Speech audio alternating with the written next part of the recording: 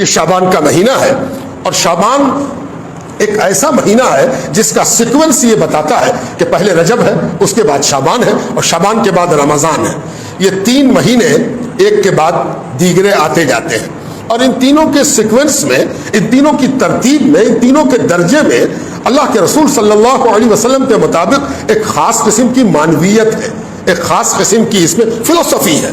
اللہ تعالیٰ نے یوں ہی نہیں رکھا ہے، ان تینوں میں ایک خاص قسم کا فلسفہ ہے، اور وہ فلسفہ کیا ہے کہ اللہ کے نبی کی زبان کی ترجمانی یہ ہے کہ رجب اللہ کا مہینہ ہے، اور شعبان سرکار دو عالم صلی اللہ علیہ وسلم کا مہینہ ہے، اور رمضان اللہ کے ان بندوں کا مہینہ ہے جو اس اللہ اور رسول کے تابع ہیں۔ رجب شہر اللہ و شعبان و شہری، شعبان میرا مہینہ ہے، سرکار دو عالم فرماتے ہیں شعبان میرا مہینہ ہے، اور رمضان کیا ہے؟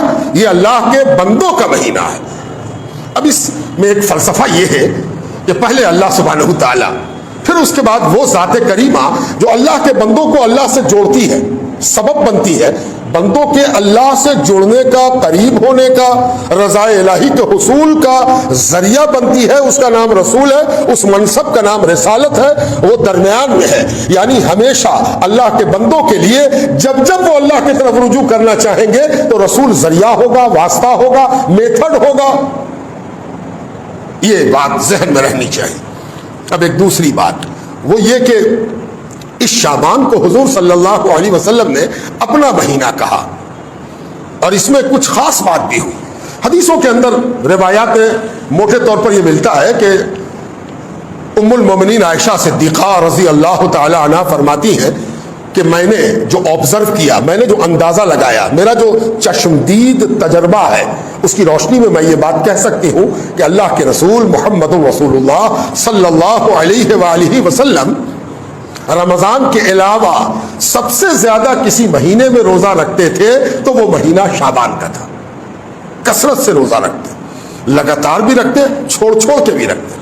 اس کے لیے حضرت عائشہ نے خوبصورت لب و لہجہ اختیار کیا، فرمایا سرکار جب رکھنا شروع ہوتے تو ایسا لگتا کہ اب چھوڑیں گے ہی نہیں، اور چھوڑنا شروع کر رہے شعبان میں، اور جب چھوڑنے لگتے تو ایسا لگتا کہ رکھیں گے ہی نہیں، یعنی تسلسل سے رکھتے پھر تسلسل سے چھوڑ دیتے۔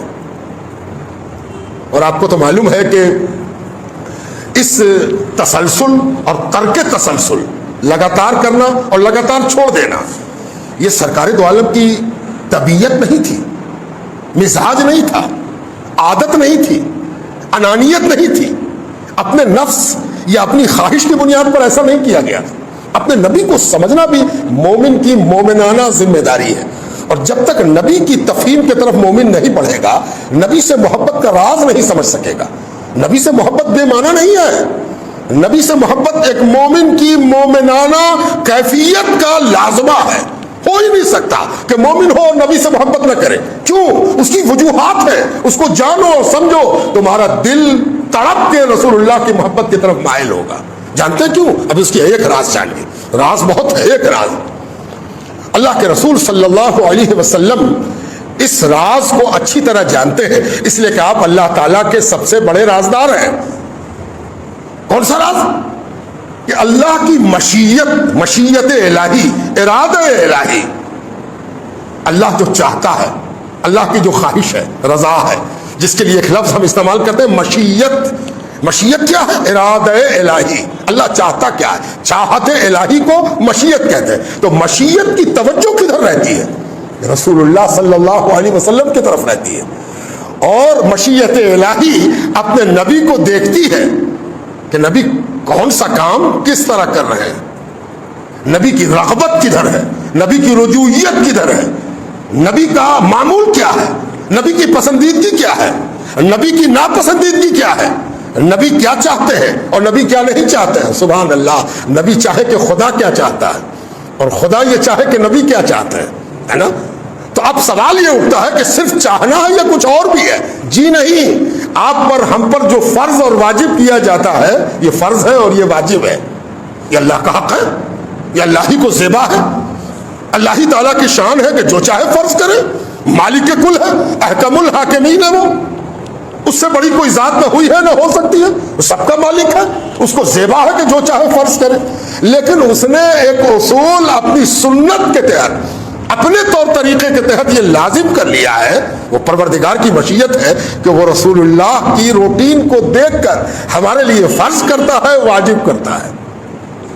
اب اللہ کے رسول جب کسی عادت کو رغبت کی بنیاد پر کرتے ہیں تو رغبت کے ساتھ ساتھ ان کو ایک خیال یہ بھی ہوتا ہے کہ کہیں یہ فرض ہو گیا تو میری امت کے لیے بار اور بوجھ نہ ہو جائے۔ اس لیے اگر تسلسل سے روزہ رکھا تو اس میں اپنی رغبت تھی، اللہ کی جانب قربت کی، تقرب کی، رضا الہی کی، اللہ کی چاہت کو حاصل کرنے کی، اللہ راضی ہو۔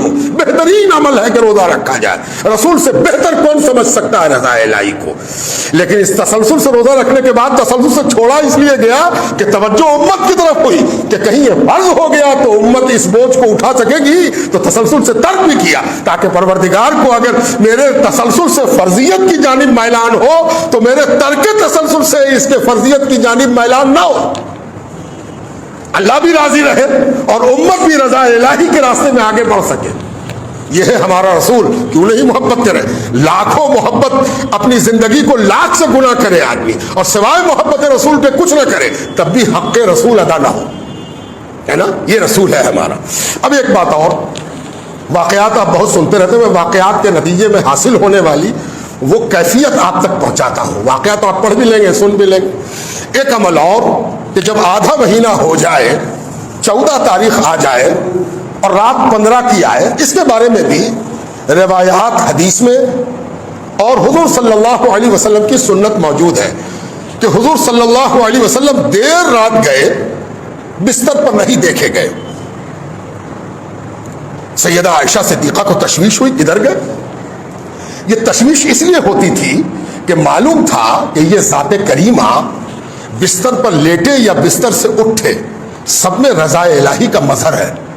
یہ جدھر جائے گا ادھر مرضی الہی جائے گی، یہ جدھر بڑھے گا ادھر مرضی الہی بڑھے گی، ہے نا؟ اس لیے کہ اس ذات کا معاملہ یہ ہے اور اس ذات کی شان یہ ہے کہ یہ کوئی کام اپنی طبیعت اور اپنے نفسانیت کی بنیاد پر نہیں کرتے، ان کا ہر کام رضا الہی، وحی الہی، مرضی الہی، مشیت الہی کے مطابق ہوتا ہے۔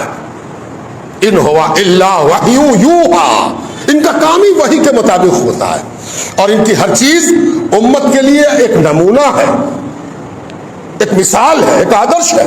سیدہ عائشہ صدیقہ اٹھی، تلاش کیا کدھر گئے، تو کبھی کبھی مدینہ منورہ حاضر ہونے کا اللہ تعالیٰ موقع عطا فرمائے تو حدیثوں کی تفہیم اور قرآن کریم کی تفہیم میں بے پناہ فائدہ ہوتا ہے، بشرطے کہ وہ نیت بھی ہو۔ بہت سے لوگ حج کر کے چلے آتے ہیں، یا تو بازار کی رنگینی دیکھتے ہیں یا پھر مسجد میں اپنا وقت گزارتے ہیں، دونوں میں سے کوئی چیز غلط نہیں ہے، سب جائز ہے۔ لیکن ایک اور چیز ہے جو آدمی کو حاصل کرنا چاہیے، وہ یہ کہ حج کا، زیارت کا ایک مقصد یہ بھی ہے کہ تم کو نئے قسم کا ویژن حاصل ہو، جو ویژن تم سن کے حاصل نہیں کر سکتے ہو بنا دیکھے۔ تاج محل کے بارے میں ہم لوگوں نے سنا ہے، لیکن جب تاج محل کو قریب سے دیکھ لیتے ہیں، چھو لیتے ہیں، تو دونوں میں آسمان زمین کا فرق ہوتا ہے، سنے میں اور دیکھے میں۔ شنیدہ کہ بابد مانند دیدہ، فارسی میں کہاوت بھی ہے، بھائی سنا ہوا دیکھے ہوئے جیسا کیسے ہو سکتا ہے؟ سننا سننا ہے، دیکھنا دیکھنا ہے۔ تو مدینہ منورہ اور مکہ مکرمہ اور اس راہ میں پڑنے والے مقامات کو دیکھنے سے ایک خاص قسم کا ویژن حاصل ہوتا ہے۔ وہ ویژن کیا ہے کہ حضرت عائشہ صدیقہ جب حجرے سے نکلی ہوگی حضور پاک علیہ السلام کو تلاش کرتے ہوئے، تو کیا ہوا ہوگا؟ تو جب روضہ اقدس سے ہم لوگ باہر نکلتے، سلام کر کے باہر نکلے تو سامنے جس کی طرف نظر جاتی ہے سرکار دو عالم کے روضے کی طرف اگر پشت ہو جائے تو سامنے نظر آئے گا جنت البقیع، وہ قبرستان، وہ عظیم قبرستان جس میں صحابہ لیٹے ہوئے ہیں، اہل بیت لیٹے ہوئے ہیں، صحابیات لیٹی ہوئی، امہات المومنین لیٹی ہوئی، وہ قبرستان بالکل سامنے ہے۔ چلیے آج تو بڑی بڑی بلڈنگ بن گئی ہے، دیواریں بن گئی ہیں، بہت سی رکاوٹیں ہیں، لیکن کل یہ سب دیوار نہیں ہوگی۔ اور ظاہر ہے کہ آج تو کچھ درخت بھی دیکھنے میں آ رہا ہے، ممکن ہے کہ اس وقت درختوں کا اتنا جھنڈ بھی نہ ہو۔ اور شب کون سی؟ شب 15، تو 14ویں کا چاند ہوگا آسمان میں، ہے نا؟ اور 14ویں کے چاند میں تو ہر چیز نظر آتی ہے، لیکن یاد رکھیے 14ویں کے چاند سے زیادہ ویژن، زیادہ بینائی اور زیادہ دیکھنے کی قوت آدمی کے تجسس میں ہوتی ہے۔ آپ کسی چیز کو دیکھنے کے لیے کتنا چاہتے ہیں دیکھنا، کتنی کیوریسٹی ہے آپ کے اندر، وہ زیادہ روشنی رکھتی ہے۔ क्यूरियोसिटी अगर मौजूद है तो कम रोशनी में भी मतलूब खोज लेता है आदमी, और क्यूरियोसिटी अगर नहीं है तो चकाचौंध में भी आदमी उस चीज को नहीं देख पाता जिसके देखने की तड़प ना हो, ताब ना हो। वो सरकार दो आलम के लिए तड़प पे निकली थी, 14वीं का चांद आसमान पर था, नजर जब गई तो देखा कि सरकार तो जन्नतुल बकी में खड़े हैं। हजरत आयशा उधर बड़ी करीब गई, करीब से देखा सरकार दो आलम दुआ फरमा रहे थे। सरकार दो आलम मशगूल थे, सरकार दो आलम मुनहमिक थे, एकाग्रचित थे, पूरी तवज्जो रब्बे ताला की तरफ थी। और कहाँ थी? खबरों के दरमियान दुआ फरमा रहे। इस सुन्नत पर अमल मुसलमानों के यहाँ राइज है। एक रवायत हदीस में ऐसी भी आ गई है कि हुजूर सल्लल्लाहु अलैहि वसल्लम से रवायत किया मौला अली ने कि इस रात को जिसने जिंदा किया और दिन को जिसने रोजा रखा, यानी रात गुजरने के बाद जो दिन आए 15 शाबान का दिन, उसमें जो रोजा रखे तो अल्लाह ताला उसकी मग़फ़िरत फरमाता है, उसके गुनाहों की मग़फ़िरत फरमाता। इस तरह की रवायतें हदीस में मौजूद है ना। अब एक बात और कायदे की सुन लीजिए, वो ये कि मुमकिन है कि कोई आपसे कहे या किसी किताब में आप पढ़िए, या हो सकता है कोई तकरीर सुन लीजिए, या हो सकता है 15 ही शाबान को 14 ही शाबान को कोई तकरीर हो और उसमें आपसे कहा जाए कि इन सब चीज़ों का कोई सबूत नहीं है, ये सब सही नहीं, ये सब गलत है, ये सब कमजोर रिवायात है। कब्रिस्तान में जाना कमजोर, रोजा रखना कमजोर, इस दिन को कुछ खास समझना कमजोर, इस दिन के बारे में कोई खास तवज्जो, दिल की रग़बत, दिमाग की उनसियत रखना सही नहीं है। तो ये जान लीजिए कि ये तशद्दुद है, ज्यादती है, बेजा सख्ती है। मैं बहुत सोच समझ कर अल्फाज का इस्तेमाल कर रहा हूं। आजकल एक बीमारी हम लोगों के अंदर पैदा हो गई है कि हम कोई काम मौका और महल समझे बगैर करते हैं। जहां नरमी बरतना चाहिए वहां सख्ती बरत देते हैं, और जहां सख्ती बरतना चाहिए वहां नरमी बरत देते हैं। ये भी किसी आदमी के बैलेंस ना होने की दलील है। मुतवाज़िन आदमी खूब अच्छी तरह जानता है कि कहां हमें सख्त होना है, कहां हमें नर्म होना है। जो नरमी की जगह सख्ती इख्तियार करे, सख्ती की जगह नरमी इख्तियार करे, वो आदमी बैलेंस नहीं है और क़यादत के तो लायक ही नहीं है। उसको क़यादत की काफ नहीं आती, वो क्या क़यादत करेगा। अब उसूल जानो, उसूल भी समझना चाहिए। जब किसी चीज के बारे में, किसी अमल के बारे में बड़े आदमियों के दरमियान, बड़े उलमा के दरमियान कोई इख्तिलाफ हो जाए, दो बड़े लोग हैं, उन दोनों के दरमियान कोई कंट्रोवर्सी हो गई, इख्तिलाफ हो गया, मतभेद हो गया। काहे में मतभेद हुआ कि एक ने कहा कि अमल रसूलुल्लाह का मौजूद है, सरकार दो आलम का अमल नजीर है। दूसरे ने कहा कि हम इस अमल की छान फटक में लगे हुए हैं, अमल को छान फटक रहे हैं, है ना, खूब गौर से देख रहे हैं। और गौर से देखने के नतीजे में हमें यह महसूस होता है कि इस अमल के बारे में जो गवाहियां गुजरी हैं वो गवाहियां दुरुस्त नहीं है, उस गवाही में थोड़ी कमजोरी है ना। अब आगे हम बात करेंगे, लेकिन पहले नतीजा बता दें। तो याद रखो, किसी को यह हक नहीं पहुंचता वो किसी एक गिरोह को गलत करार दे, इसलिए कि दो बड़ों का इख्तिलाफ हमें लड़ने से मना कर रहा है। हमें यह बताएगा कि तुम अगर इनको सही समझते हो अमल करो, तुम अगर इनको समझते हो कि सही है तुम अमल न करो। ना अमल करने वाले को बुरा कहो और ना अमल न करने वाले पर तंज और तनकीद करो। इसलिए कि जब दो बड़ों में इख्तिलाफ हो जाए तो दोनों बड़े हैं और दोनों के बारे में छोटों का इजहार ख्याल नाजायज, दुरुस्त नहीं हो सकता, गलत है, बिल्कुल गलत है। अब चलिए एक बात और समझ लीजिए। आप कहिएगा हम लोग तो सब करने वाले लोग हैं, मुमकिन है कि कोई ऐसा भी यहां पर हो जो न करने वालों में शामिल हो, उससे कोई फर्क नहीं पड़ता। ये क्या बात हुई, जरा इसको भी समझा दीजिए। बहुत आसानी से हम समझा देते, बहुत आसानी से। आप जानते हैं कि बहुत दफा कोई क्राइम होता है, कोई वाकया, कोई घटना घट जाती, सब लोग जान जाते हैं ऐसा हुआ, फला जगह पर ऐसा बम फट गया, मर्डर हो गया, लूटपाट हो गई। कुछ लोग पकड़ाए, कुछ लोग पकड़ा करके जेल गए, बरसा बरस जेल में रहे। आप अभी देख रहे होंगे कितने जगह फसाद हुआ, फसाद के बाद बहुत से लोग पकड़ा गए, और फसाद के बाद बहुत दिनों के बाद आपने अखबार में पढ़ा कि कोर्ट ने यह कहा कि सबूतों की कमी, शहादतों की कमी, गवाहों के न मौजूद होने, गवाह के अपीयर न होने की वजह से शक का फायदा देते हुए, संदेह का लाभ देते हुए इनको छोड़ा जाता है, इनको बरी किया जाता है। ये क्या बात हुई?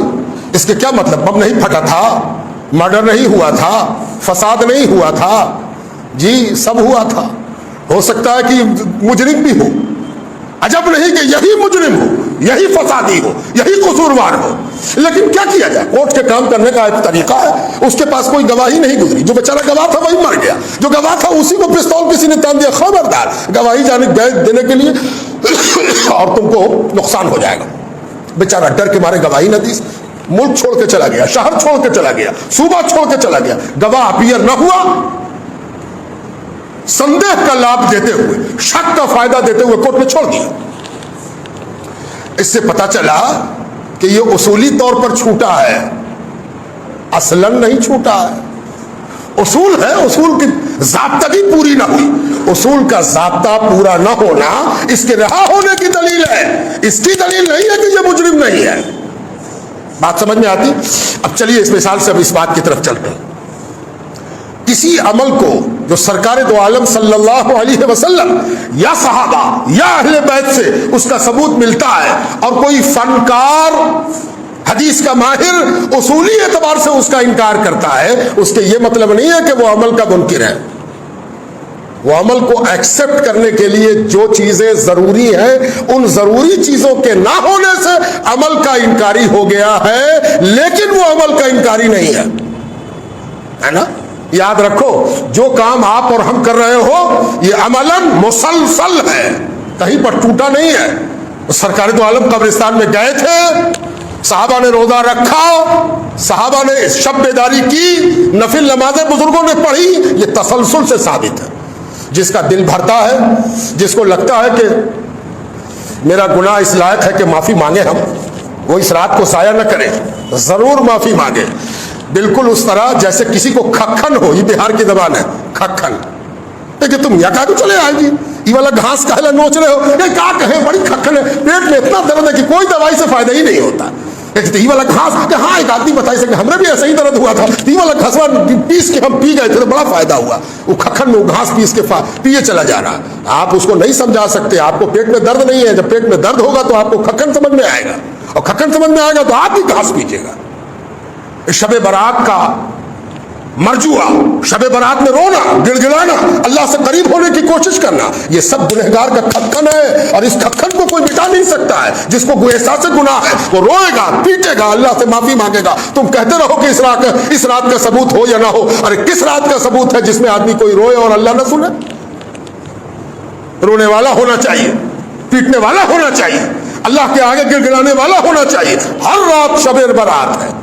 हाँ, याद रहे कि कुछ काम हम लोगों ने अभी पटाखा छोड़ना, मोटरसाइकिल को लहरिया मारते हुए तमाम कब्रिस्तान घूमना, इतनी मोमबत्ती ले लेना, इतनी अगरबत्ती ले लेना, और पूरी रात घूमते घूमते गुजार देना। यहाँ चाय पिया, वहाँ चाय पिया, वहाँ चाय पिया, और गप कर रहे हो और टहल रहे। ये सब बातें दुरुस्त नहीं है, ये सब बातें गलू है। हमने किसी चीज को हकीकत से मावरा अपनी तबीयत से बढ़ा लिया, मेरा दिल उसी में लगता है इसलिए हम ये काम कर रहे हैं। किसी एक कब्रिस्तान में चला जाना काफी है, एक एक कब्र को खोज खोज के वहां तक जाना ये इजाफा है। कोशिश करना चाहिए कि इस रात को ऐसा गुजारा जाए कि दूसरों की परवाह कम हो। मेरा दोस्त कहाँ है, मेरा अहबाब कहाँ है, उससे ज्यादा चक्कर में न रहो। मस्जिद का कोई गोशा हो या घर के कमरे का कोई कोना हो, अल्लाह से एक लौ लगाओ, अपना ताल्लुक, अपना जाती ताल्लुक, अकेला। देखो अल्लाह से तुम्हारा ताल्लुक है। मैंने गुज़िश्ता जुमे को अर्ज किया था कि आप में से कोई भी अपने को मामूली समझ ले, लेकिन उसको मालूम नहीं है कि उसको पैदा करने के लिए अल्लाह ने उसके तखलीक के लिए एक अलग फर्मा बनाया है, सबके लिए अलग अलग। तो आप सब, हम सब अल्लाह के लिए अकेले अकेले एक ताल्लुक, एक रिश्ता, एक संबंध और एक कुर्ब रखते हैं। काश के हम कैश करें तो अल्लाह ताला और उसके रसूल ने और उसके बाद हमारे उलमा, सूफिया, मशाइख ने इसी ताल्लुक को कवी करने के लिए ऐसी रातों को जिंदा करने का हुक्म दिया है। जरूर जिंदा करना चाहिए, और इस बात से बचना चाहिए कि कोई क्या कह रहा हो, क्या नहीं कह रहा। ना हम किसी की तरदीद कर रहे हैं और ना हम किसी की तायीद कर रहे हैं। किसी बुजुर्ग ने लिखा है कि 100 रिकत नमाज पढ़े, बाज़ बुजुर्गों ने लिखा है 50 रिकत नमाज पढ़े, जिससे जितना हो सके पढ़े। मखदूम जहां रहमतुल्लाह अलैह ने यह भी लिखा है कि बाजमात नमाज हो रही है तो हो, पढ़ने वाला पढ़े। अब कोई कहे कि बाजमात नमाज तो नहीं है। मुमकिन है कि कोई आदमी دینی جانکاری کا غلط فائدہ اٹھاتے ہوئے اس کا اپلیکیشن نہ جانتے ہوئے یہ سب اعتراض کر سکتا ہے۔ اے بھائی یہ تو باجماعت نہیں ہے۔ جی ہاں، بولنے والا لگتا ہے کہ پڑھا لکھا ہے، کاش اس کو خیال ہوتا کہ جو نہ پڑھا لکھا اس کا کیا ہوگا، اس کا بھی کچھ سوچا ہے؟ وہ بڑا آدمی ہے جو خود تو پڑھا لکھا ہے، ان پڑھوں کی بھی فکر رکھتا ہے۔ مخدوم جہاں رحمۃ اللہ علیہ نے جو اجازت دے دی کہ ہاں اور خود بھی شامل ہو گیا نماز، اتنا بڑا علامہ روزگار، اللہ اکبر۔ اور فرض نماز میں، نماز کی جماعت میں فرض تو ہے نہیں، نفل ہے، نفل نماز کی جماعت میں مخدوم جہاں کی شمولیت یہ بتا رہی ہے کہ وہ بھی چاہتے ہیں کہ معمولی بندوں کے ساتھ کھڑے ہو جائے، شاید کہ اللہ تعالیٰ آج کی رات معمولی لوگوں کو دیکھے تو میرا بھی شمار کہیں پر ہو جائے۔ یہ بڑے لوگوں کی فکر ہے، جو سچ مچ بڑا ہوتا ہے اس کی بڑائی کو سمجھنا مشکل ہوتا ہے۔ اس لیے جہاں آپ کو طبیعت چاہتی ہے کہ ہم نفل نماز باجماعت کریں یا ہوتی ہے کہیں شامل ہو جائیں، ہو سکتے ہیں، کوئی پریشانی نہیں ہے، بزرگوں کا عمل موجود ہے۔ اور یہ بزرگ وہ ہیں جو آج کے ناقدین سے 1000 گنا اچھے ہیں، ان کی بہتری پر زمانہ نہیں صدیاں گواہ ہیں۔ اس لیے اطمینان کے ساتھ اس رات کو اہتمام کیجئے، جو نہیں کرتا نہیں کرتا، وہ اس کا معاملہ ہے، وہ اگر مطمئن ہے کہ نہیں کرنا چاہیے تو نہ کرے، جو مطمئن ہے کہ کرنا چاہیے اسے کرنا چاہیے۔ فضول چیزوں سے بچا جائے، فالتو چیزوں سے بچا جائے، اور جو بزرگوں کے ذریعے ہم تک پہنچا اس پر عمل کیا جائے۔ اللہ تعالی ہم سب کو نیک عمل کی توفیق عطا فرمائے۔